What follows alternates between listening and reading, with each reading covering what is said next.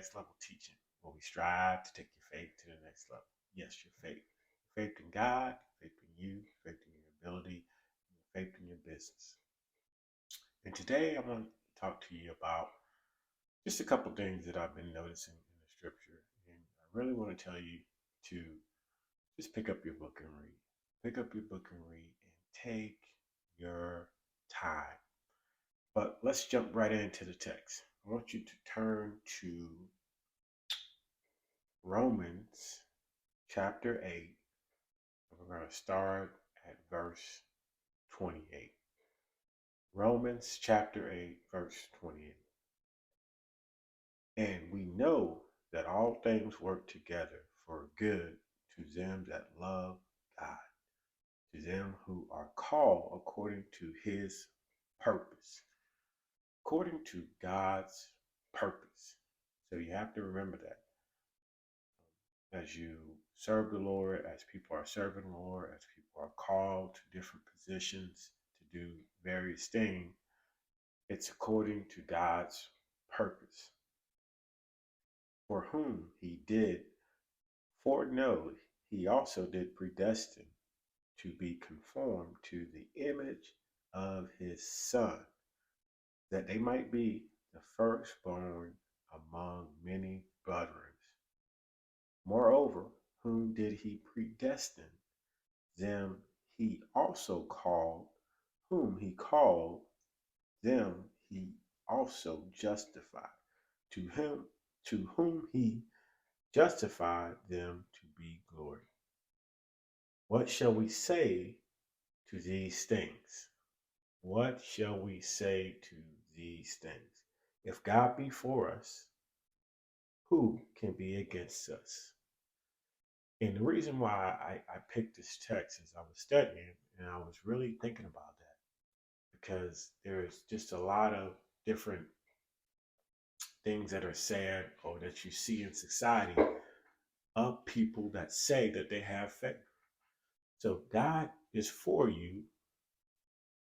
What system?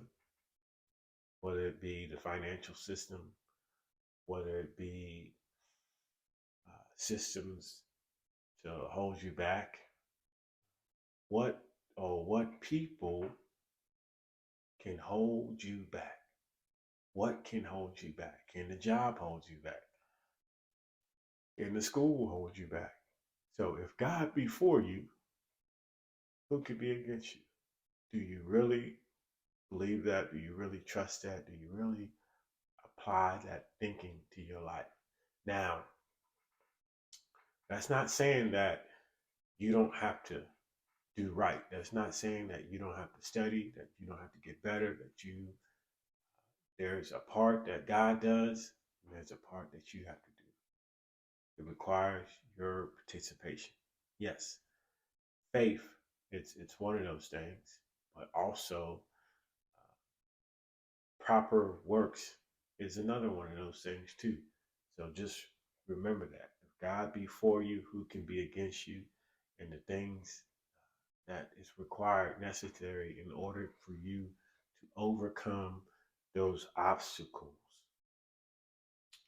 He that spared not his own son, but delivered him up for us all, he shall not with him also freely give us all things.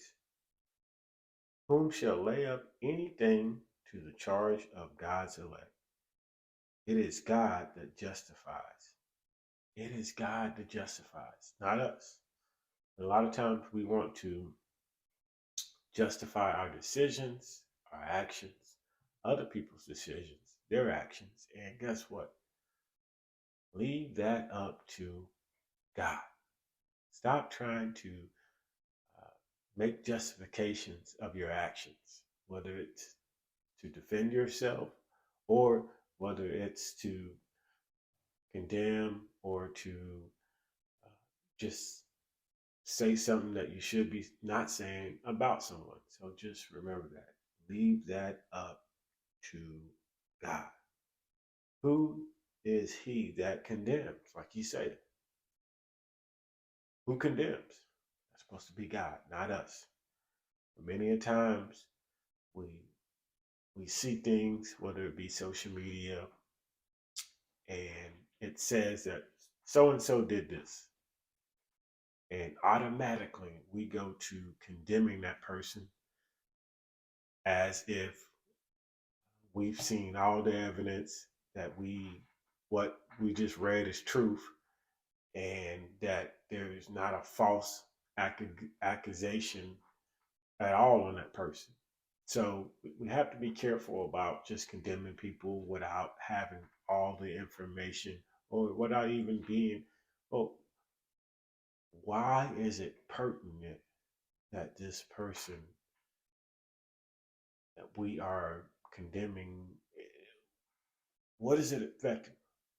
Is it this something that's just entertaining us, or is it something that's distracting us? And why are we entertained by it? Just curious. But it's Christ that died.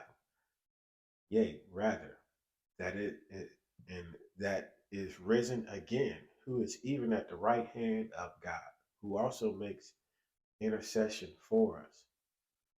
Who should separate us from the love of Christ? So think about that. Paul saying, who has separated us from the love of Christ? And I was thinking about this because really this is ultimately the struggle. The struggle that many of us have is that's causing us not to serve the Lord. And it's because of some of the reasons that Paul has listed as we ask ourselves that question. Who who shall separate us from the love of Christ? And the answer should be no, nothing. But that sounds good. But the reality of it is we have to get to that spiritual muscle to not only say that, but endure tribulations, tribulations that come our way that we don't understand, separates us sometimes from the love of Christ. Distress separates us from the love of Christ sometimes.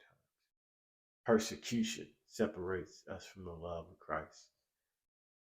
Famine, our financial success, being able to separate us from the nakedness or the sword.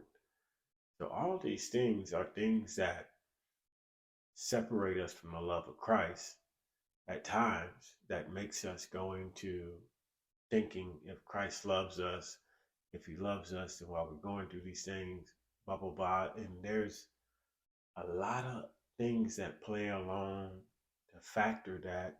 And I want to, if you go into the next chapter, it talks about that. And the reality of it is that God has compassion on who he wants to have compassion on. And it's something that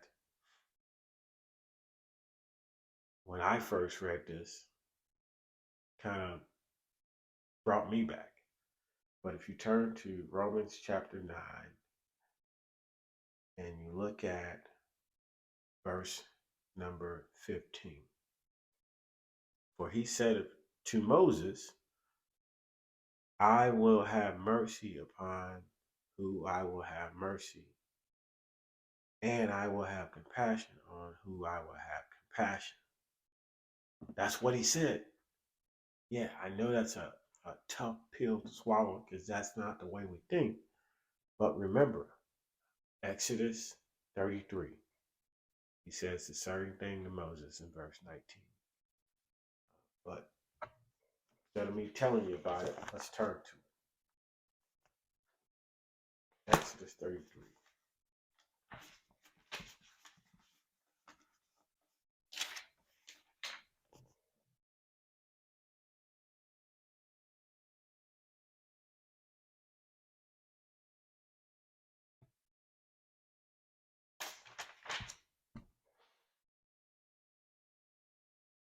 And he said, I will make all my goodness pass before thee. I will proclaim the name of the Lord before thee, and will be gracious unto to whom I will be gracious, and I will show mercy upon whom I will show mercy. And he said, Thou cannot seest my face, there shall no man see me and live. So the Lord said he's going to have mercy upon the ones he's going to have mercy upon. So, people in Christ, man, y'all just continue to strive to put forth your best effort. And then remember, this is a marathon. So, just a little bit at a time each and every day. But you too, until next time, y'all be blessed.